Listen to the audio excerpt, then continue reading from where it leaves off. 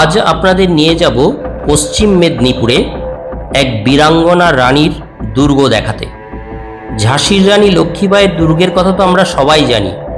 আজ যাব এক দুর্ধর্ষ রানী, যে কিনা আমাদের এই চুয়ার বিদ্রোহ যে হয়েছিল মেদিনীপুর বা ধলভূম সংলগ্ন এলাকার, তার নেতৃত্ব দিয়েছিলেন।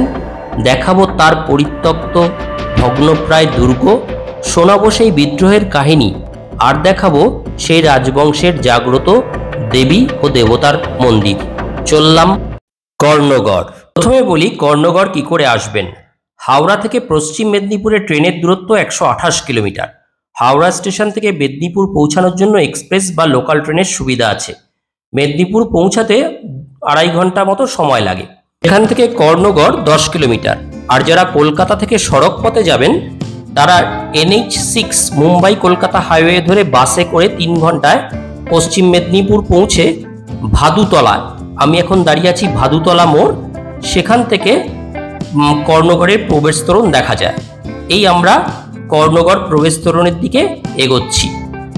যেতেই তোরণের একদিকে এখানকার যে তৎকালীন রাজবংশ তাদের যে আরাধ্যা দেবী মহামায়ার মূর্তি, অপরদিকে রঘু বাবার মূর্তি, আর ঠিক তলায় আদিবাসী সম্প্রদায় বা চুয়ার সম্প্রদায়ের প্রতিনিধি স্বরূপ কিছু অবয়ব মূর্তি। এই তোরণ পার করা মানেই আপনি কর্ণগড়ে প্রবেশ করলেন। এবার কর্ণগড় সম্বন্ধে জানতে গেলে যে গল্পটি না জানলেই নয়, না জানলে আপনার এই মন্দির বা এই অঞ্চল সম্বন্ধে কোনো উৎসাহই জানবে না, সেটি হলো চুয়ার বা চুয়াররা ছিল বাংলার মেদিনীপুর জেলার জঙ্গলমহলের ভূমিজ অধিবাসী। চাষবাস ও পশু শিকারের সঙ্গে জড়িত থাকলেও যুদ্ধবিগ্রহ ছিল তাদের প্রধান নেশা। বাংলায় যখন ইস্ট ইন্ডিয়া কোম্পানির রাজত্বকাল আরম্ভ হয় তখন এই সমস্ত অঞ্চলগুলোর যে জমিদার যারা, তাদের ওপর এই কোম্পানি অত্যাধিক হারে ভূমি রাজস্ব ধার্য করে।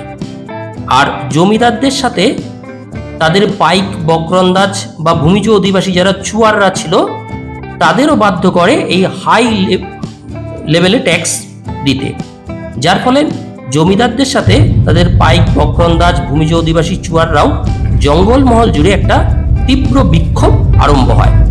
ইংরেজরা আদিম ও অন্তজ জনজাতির এই কৃষক বিদ্রোহকে ঘৃণা ভরে চুয়ার বিদ্রোহ নামে নাম দেন। অ্যাকচুয়ালি চুয়ার শব্দের অর্থ হচ্ছে গোয়ার, বর্বর, অসভ্য। এটা ইংরেজদের বিকৃতকৃত একটি নাম। এবার বলি এই বিদ্রোহটা টোটাল চলেছিল 1766 থেকে 1834 অব্দি বিভিন্ন নেতার হাত ধরে।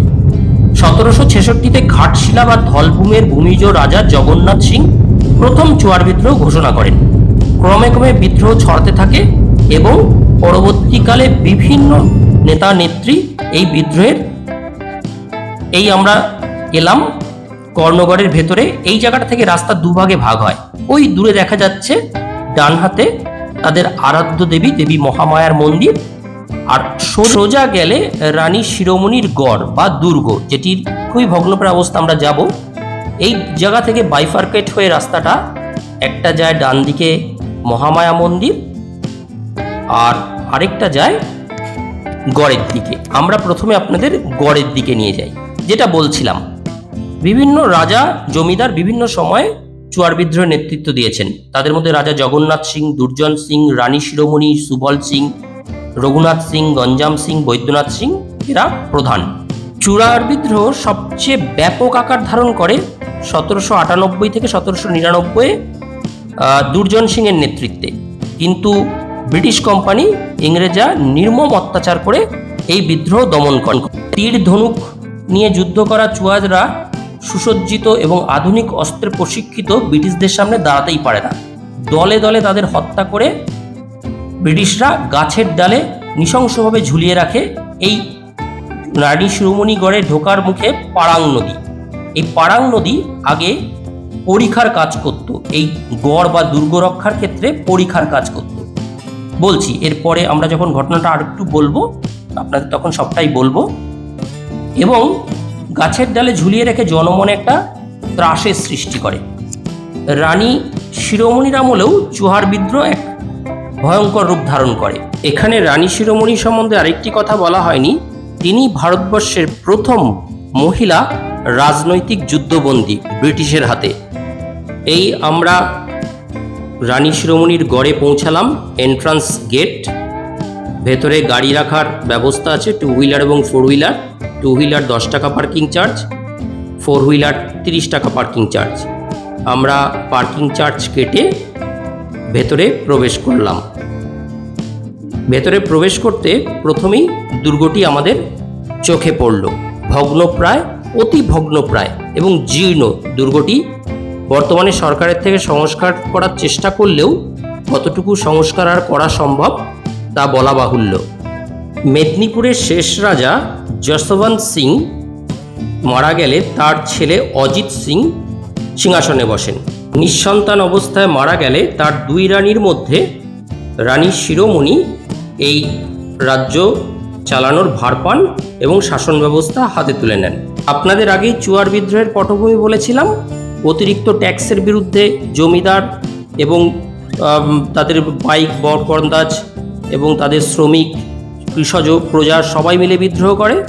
ওই জগন্নাথ ধলভূমির যে জমিদার জগন্নাথ ধলের নেতৃত্বে এই চুয়ার বিদ্রোহ আরম্ভ হলে পরে এই বিদ্রোহে দুর্জন সিং, যিনি কিনা ছিলেন রায়পুরের জমিদার বা রাজা, এবং রানী শিরোমণি, এই দুজন যোগ দিলে বিদ্রোহ চরম আকার ধারণ করে।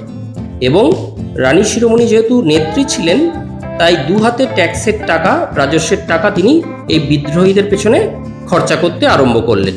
ইতিমধ্যে বিদ্রোহ চরমে ওঠে এবং রানীর এক দেওয়ান যুগলচরণ রাজ্য পাওয়ার লোভে রানীর সাথে বিশ্বাসঘাতকতা করে। বিপদ বুঝে রানী, এই দেখুন দুর্গের গড়ে কি সুন্দর মাকড়া পাথরে তৈরি এই দুর্গর ওপর দেবদেবীর মূর্তি খোদাই করা, এন্ট্রান্সের গেট প্রভৃত বিভিন্ন জিনিস আছে। যাই হোক, আমরা যেটা বলছিলাম, ততদিনে ব্রিটিশও প্রবল দমন নীতির দ্বারা বিদ্রোহ অনেকটা শান্ত করে ফেলেছে এবং এখানে ঢুকতে একটা 8চালা মন্দির। ভেতরে কি পুজো হয় বা হতো বোঝা আমি গিয়েও বুঝতে পারিনি। ভেতরে বোধহয় কিছু স্থানিক শুটিং চলছিল, আর যাইনি, গিয়ে অন্ধকারই পেয়েছি। যাই হোক, রানী তখন ব্রিটিশদের সাথে সন্ধি করতে চান কোনো অপমানজনক শর্তে নয়, ব্রিটিশকে শেষ কামড় দেওয়ার জন্য, কিছু তৈরি হওয়ার জন্য। কিন্তু ব্রিটিশ এই বীরাঙ্গনা স্বাধীনচেতা রানীকে বিশ্বাস করতে পারে না। গুপ্ত পথে আবাসগড় যাওয়ার সময় নিজেরই রাজ্যের এক রাজ্যবাসীর বিশ্বাসঘাতকতায় রানী ধরা পড়ে যান। ব্রিটিশ তাকে রাজনৈতিক বন্দী করে ফেলে। রানীর নামে মামলা চালু হয়। মামলায় রানীর যাবজ্জীবন কারাদণ্ড হয়। তবে শেষ অবধি নারাজলের রাজা আনন্দলাল খান ব্রিটিশের সাথে মধ্যস্থতা করেন এবং রানীকে এই আবাসগড়েই নজরবন্দি করে রাখা হয়। 1812 সালের 17 সেপ্টেম্বর এই আবাসগড়েই এই বীরাঙ্গনা শেষ নিঃশ্বাস ত্যাগ করেন। এই হলো আমাদের ভারতের পশ্চিম মেদিনীপুরের লক্ষ্মীবাইয়ের ঘটনা। বর্তমানে রাজ্য প্রশাসন এই স্বাধীনচেতা বীরাঙ্গনার বীরত্ব তুলে ধরার জন্য অপূর্ব প্রয়াস নিয়েছে। চতুর্দিকে ব্যাপক সংস্কার কার্য আরম্ভ হয়েছে।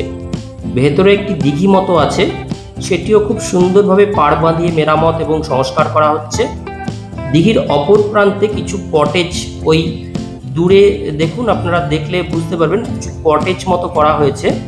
সেই কটেজগুলোতে থাকা যায়।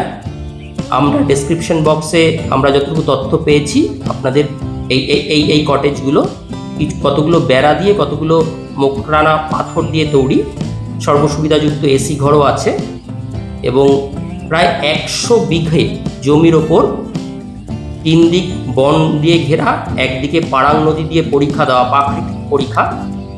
এই জায়গায় আসতেই পারেন। ভেতরে অনেকটা জায়গা খালি। এখানে একটি, এই যে দেখছেন, একটি ক্যাফেটেরিয়া, সর্বাধুনিক সুবিধাযুক্ত একটি ক্যাফেটেরিয়াও আছে। ভেতরে একটা 8চালা মন্দির, যেটা আমরা গেছিলাম, সেখানে কিছু ছেলে কোনো টেলিফিল্মে হয়তো শুটিং করছিল, আমরা বুঝতে পারিনি। প্রাকৃতিক সান্নিধ্যে এসে আপনার খুব ভালোই লাগবে। চতুর্দিকে সুন্দরভাবে বনসৃজন করা হয়েছে, কিছু চাষাবাদীও গাছপালা লাগানো হয়েছে ভেতরে বসার, এই জলাশয়টির পাড়ে বসারও ব্যবস্থা করা হয়েছে। প্রকৃতির সান্নিধ্যে আমরা যখন গেছিলাম সূর্য অস্ত যাচ্ছিল, চারিদিকটা যেন একটা মোহময় পরিবেশ তৈরি করেছিল। এই সব দেখে আমরা আবার শিরোমণিগড়ের, রানী শিরোমণিগড়ের প্রবেশদ্বারে এসে দাঁড়ালাম। ভারতবর্ষের এই যে রক্তস্নাত স্বাধীনতা, কত প্রাণ, কত বিপ্লবীর আত্মত্যাগের বিনিময়ে যে আমরা পেয়েছি, কজনই বা তা জানি বা খেয়াল রাখি। রানী শিরোমণিও এরকমই একজন ফ্রিডম ফাইটার, হয়তো আমাদের কাছে খুব স্বল্প পরিচিত। চেষ্টা করলাম একটা অপরিচিত ফ্রিডম ফাইটারকে আপনাদের সামনে তুলে ধরার। পরের পর্বে আমরা যাব এরা